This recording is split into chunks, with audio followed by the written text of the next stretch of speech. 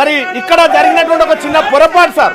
ఇది పొరపాటు అంటలేను, ఇది మరి ఓ రకంగా కావాల్సిందే, ఇంకో రకంగా దీన్ని అర్థం చేసుకోవాలి సార్.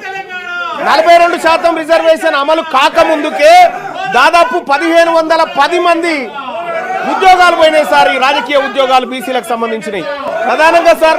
అనేక గ్రామాలను, దాదాపు 131 గ్రామాలను, గ్రామ పంచాయతీలను ఇవాళ మున్సిపాలిటీల్లో విలీనం చేయడంతో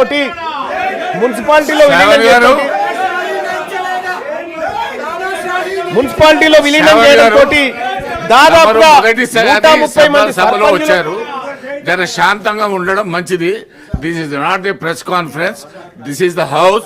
you are the first timer, you are first day you are attending. Please silent sir. ఓపికతో ఉండండి, దయచేసి కూర్చోండి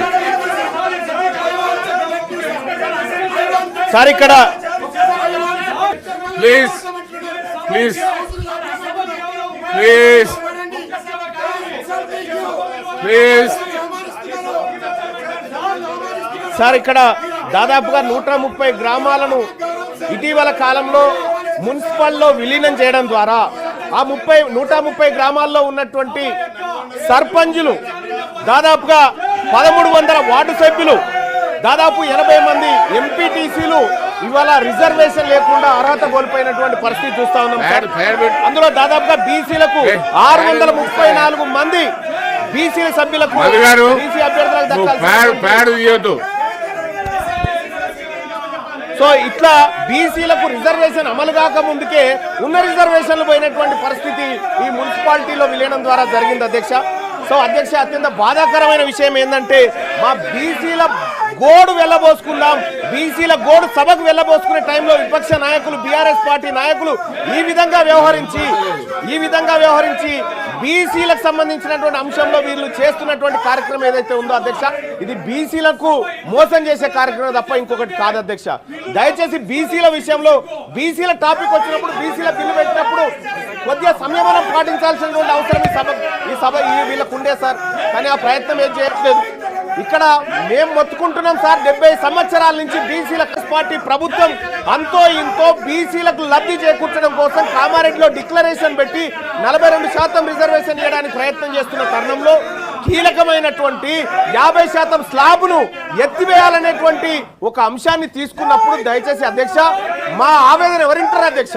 మా బీసీల ఆవేదన ఎవరింటారు అధ్యక్ష? ఈ నాయకులకేం పట్టింపు లేకుండా పోయింది. కనీసం మా బాధ వినాలి అధ్యక్ష. ఈ సభ వినాలి, ఈ సభ మా బాధ వినాలి, ఈ సభ మా బాధ అర్థం చేసుకోవాలి. 70 సంవత్సరాల నుంచి మాకు అన్యాయం జరుగుతుంది సార్. స్వాతంత్రం వచ్చినప్పటి నుంచి కనీసం సార్ ఇక్కడ దాదాపు 634 బీసీలకు అవకాశాలు పోయినాయి సార్ ఇది అమలు కాకముందుకే.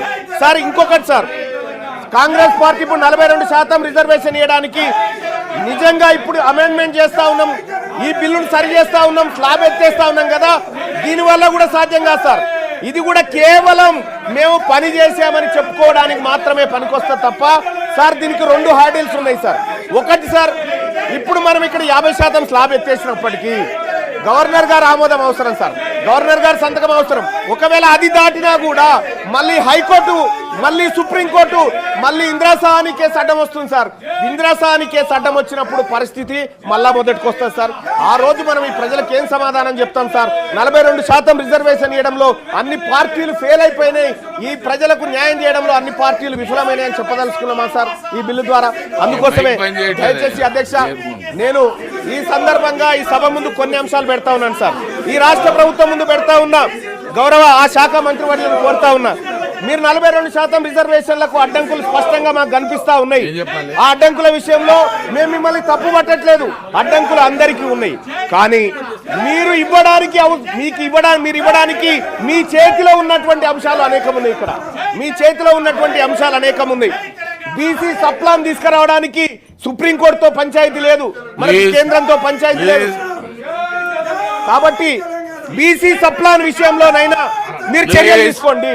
బీసీలకు కామారెడ్డి డిక్లరేషన్ ప్రకారం ప్లీజ్, ఒకవేళ కాళేశ్వరం విషయంలో మన హౌదులో కూడా చర్చ కావాలన్నప్పుడు నేను తప్పనిసరిగా ప్రభుత్వంతో మాట్లాడతాను, నెక్స్ట్ సెషన్ లో పెట్టమని చెప్తాను. సార్ ఇక్కడ సార్ బీసీ సప్లాన్ విషయంలో సార్ ఈ రాష్ట్ర ప్రభుత్వం తక్షణ నిర్ణయం తీసుకోవచ్చు సార్. చేయదలుచుకుంటే బీసీ సప్లాన్ను ప్రతి ఏడాది 20,000 కోట్ల రూపాయలు బీసీల సంక్షేమానికి ఖర్చు పెడతామని కామారెడ్డి డిక్లరేషన్ లో కాంగ్రెస్ పార్టీ చెప్పింది సార్. 5 ఏళ్ల కాలంలో 1,00,000 కోట్లు బీసీల సంక్షేమానికి ఖర్చు పెడతామని చెప్పినటువంటి కాంగ్రెస్ పార్టీ రెండు బడ్జెట్లలో కలిపి కనీసం 20,000 కోట్లను కూడా బడ్జెట్ లో కేటాయించలేకపోయింది సార్. ఇక్కడ వివక్ష కనిపిస్తా ఉంది సార్. ఇది జయంగా కాంగ్రెస్ పార్టీని అడ్డుకోవడానికి ఏ శక్తి లేదు సార్. మేమందరం సపోర్ట్ చేస్తాం సార్ ఈ విషయంలో. అలాగే సార్ ఇంకా ఎంబీసీ కులాలకు సంబంధించినటువంటి సంక్షేమ విషయంలో కూడా ఉన్నత విద్య కోసం 10 లక్షల రూపాయలు పూచీకత్తు లేని వడ్డీలు రుణాలు ఇప్పిస్తామని కాంగ్రెస్ పార్టీ హామీ ఇచ్చింది సార్. ఈ విషయంలో కూడా కాంగ్రెస్ పార్టీ ఏ విధంగా కూడా చిత్తశుద్ధితో పనిచేస్తున్నట్టు కనిపించట్లేదు సార్. అలాగే సార్ అన్ని జిల్లా కేంద్రాల్లో 50 కోట్లతో convention hall, press club, study circle, library, క్యాంటీన్లతో ఉన్న ప్రొఫెసర్ జయశంకర్ బీసీ ఐక్యతా భవనాలు కట్టిస్తామని చెప్పారు సార్. అక్కడ కూడా సార్ వీటిలో ఎక్కడ కూడా ముందడుగు పడలేదు సార్. ఎక్కడైతే హార్డీలు ఉందో అక్కడ పైన ఫోకస్ చేస్తూ ఉంది రాష్ట్ర ప్రభుత్వం. కానీ చేయాల్సిన పనుల విషయంలో మాత్రం కొంత నిర్లక్ష్యంగా ఉండడం బాధాకరమైనటువంటి అంశం సార్. సార్ ఇంకొకటి సార్ 3 లక్షల కంటే తక్కువ వార్షిక ఆదాయం గల బీసీ కుటుంబాల యువతకు ర్యాంకుతో సంబంధం లేకుండా మొత్తం ఫీజు రియంబర్స్మెంట్ ఇస్తున్నారు సార్. ఇవాళ ఫీజు రియంబర్స్మెంట్ బకాయిలు విపరీతంగా అక్కడ పడి ఉన్నాయి సార్. ఆ ఫీజు రియంబర్స్మెంట్ బకాయిలు ఇస్తే తప్ప బీసీలు టీసీలు కానీ లేకపోతే వాళ్ళ సర్టిఫికెట్లు కాలేజ్ యాజమాన్యాలు ఇవ్వలేని పరిస్థితి ఉంది సార్. అందుకోసమే ఫీజు రియంబర్స్మెంట్ లో మీరు చేయాల్సిన కార్యక్రమాలు ఉన్నాయి, అవి చేయండి. అలాగే చేతి వృత్తులకు సాయం చేస్తామని కాంగ్రెస్ పార్టీ ఆ రోజు కామారెడ్డి డిక్లరేషన్ లో అవకాశం కల్పించింది సార్. మెన్షన్ కూడా చేసింది. వృత్తి బజార్ పేరుతో ప్రతి మండలంలో 50 దుకాణాలు, షాపింగ్ కాంప్లెక్స్ ఏర్పాటు చేసి మంగలి, వడ్రంగి, చాకలి, కుమ్మరి, స్వర్ణకారుల వంటి చేతి వృత్తుల వారికి ఉచితంగా షాపు స్థలాలు అందజేస్తామని చెప్పారు సార్. గడిచిన 2 సంవత్సరాలలో ఇప్పటి వరకు ఒక్క షాప్ కానీ దయచేసి శ్రవణన్న మీ స్వర్ణకారుల గురించి మాట్లాడుతున్నా, దయచేసి మీరు ఓపికగా ఉండాలా. బీసీ కార్పొరేషన్లు, ఫెడరేషన్ల కింద నమోదైన ప్రతి సొసైటీకి ఎన్నికల నిర్వహణ 10 లక్షల ఆర్థిక సాయం అని చెప్పారు సార్. ఇప్పటి వరకు చేయలేదు. నేను అడుగుతా ఉన్నా, గౌరవ మంత్రివర్యులను అడుగుతా ఉన్నా, మీరు అమలు చేయడానికి, మీరు ఇవ్వడానికి సిద్ధంగా ఉన్న అంశాలు అనేకం ఉన్నాయి ఇక్కడ. వీటిని చిత్తశుద్ధితో అమలు చేయండి. 42% రిజర్వేషన్ విషయంలో మీరు పోరాడుతున్నటువంటి విధానంలో కానీ లేకపోతే కేంద్ర ప్రభుత్వం సృష్టిస్తున్న అడ్డంకుల విషయంలో కానీ మేము మీకు అండగా నిలబడతాం. కానీ మీరు కామారెడ్డి డిక్లరేషన్ లో ఇచ్చిన ప్రతి అంశాన్ని అమలు చేయడంలో మీ చిత్తశుద్ధి సరిగా లేదని నాకు అర్థమవుతా ఉంది. అలాగే అధ్యక్ష ఇక్కడ మంత్రివర్గాల విషయంలో మా బీసీలకు ఇంకా మంత్రివర్గాలు పెరగాలన్నటువంటి అవసరం ఉంది అధ్యక్ష. మా బీసీలకు మంత్రులు పెరగాలి, మా బీసీలకు అవకాశాలు పెరగాలి, మా బీసీ సర్పంచ్లకు, మా బీసీ ఎంపీటీసీలకు, మా బీసీ జెడ్పీటీసీలకు అందరికి కూడా అవకాశాలు మెరుగుపడాలి అధ్యక్ష. Don't come to this please. మీకు మైక్ ఉంది, మీకు మైక్ ఉంది, అక్కడ వెళ్ళండి ప్లీజ్. మీ సీట్ లో కూర్చొని మాట్లాడండి ప్లీజ్. అక్కడ వెళ్ళండి ప్లీజ్.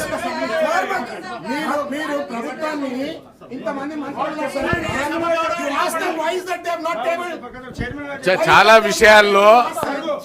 విషయాల్లో అసెంబ్లీలో వచ్చే విషయాలు ఇక్కడ రావు, ఇక్కడ వచ్చే no. Please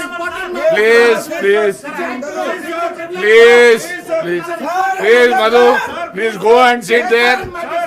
go to your seat please. మీ సీట్లలో వెళ్ళండి ప్లీజ్. బీసీ బిల్ మీద మాట్లాడండి, అవకాశం ఇస్తాను please. Complete your thank you sir. Sir ఇవాళ ఈ రాష్ట్ర ప్రభుత్వం తీసుకొస్తున్నటువంటి సవరణ ద్వారా అధ్యక్ష, గతంలో కేసీఆర్ ప్రభుత్వం తీసుకొచ్చిన